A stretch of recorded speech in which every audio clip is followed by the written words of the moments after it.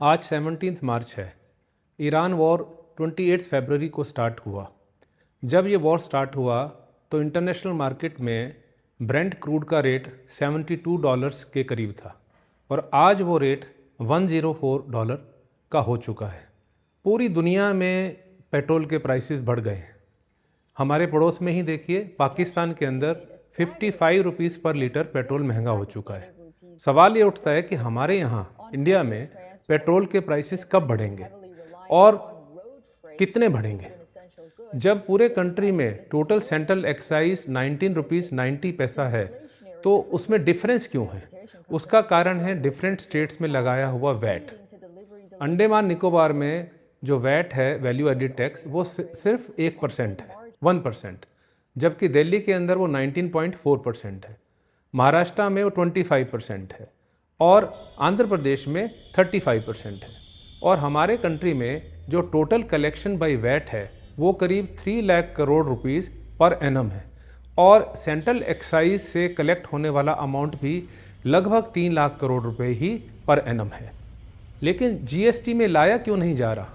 उसका मुख्य कारण ये है कि जो डिफरेंट स्टेट्स हैं जिनको 3 लाख करोड़ के करीब रेवेन्यू पर एनम होती है, उनके पास ऑल्टरनेट रिसोर्सेज नहीं है, ऑल्टरनेट इनकम के रिसोर्सेज उनके पास नहीं है। इसलिए जीएसटी काउंसिल जो है, जहाँ से जीएसटी के रेट्स अप्रूव होते हैं या आइटम्स को इंक्लूड किया जाता है, वहाँ पॉलिटिकल विल डिफरेंट स्टेट्स की नहीं बन पा रही है।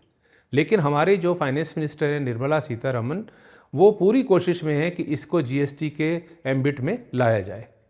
पेट्रोल प्राइस का एक रफ रूल है, जितना इंटरनेशनल मार्केट में ब्रेंट क्रूड का रेट बढ़ता है उसका एक लिंक है जो हमारे कंट्री के प्राइस के साथ है। यदि $1 रेट बढ़ता है तो इंडियन रुपी के हिसाब से 45 पैसा से 50 पैसा हमारे पेट्रोल का रेट बढ़ना चाहिए। यानी मान लीजिए $10 इंटरनेशनल मार्केट में ब्रेंट क्रूड का रेट बढ़ता है तो हमारे यहाँ करीब 4 से 5 रुपये का रेट बढ़ना चाहिए।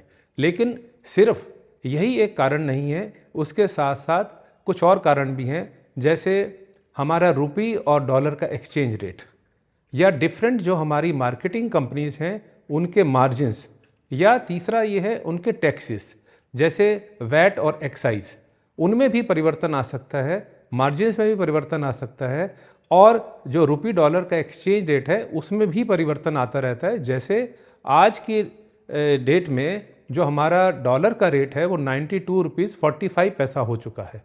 सवाल ये उठता है कि जब $72 जब रेट था पर बैरल का और आज जो $104 हो चुका है ब्रेंट क्रूड का रेट, तो इस दौरान हमारे देश में रेट क्यों नहीं बढ़ाए गए?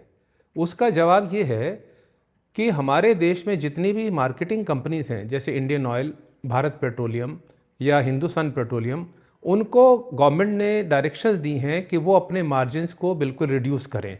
इस कारण रेट हमारे यहाँ नहीं बढ़ पा रहे हैं। दूसरा सवाल ये उठता है कि हमारे देश में पेट्रोल के प्राइसेस को कब बढ़ाया जाएगा।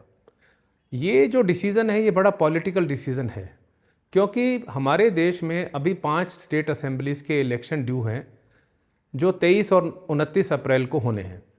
तो ये हैं जैसे वेस्ट बंगाल, असम, तमिलनाडु, पौंडीचेरी और केरला, और ये 29 अप्रैल को ख़त्म होंगे।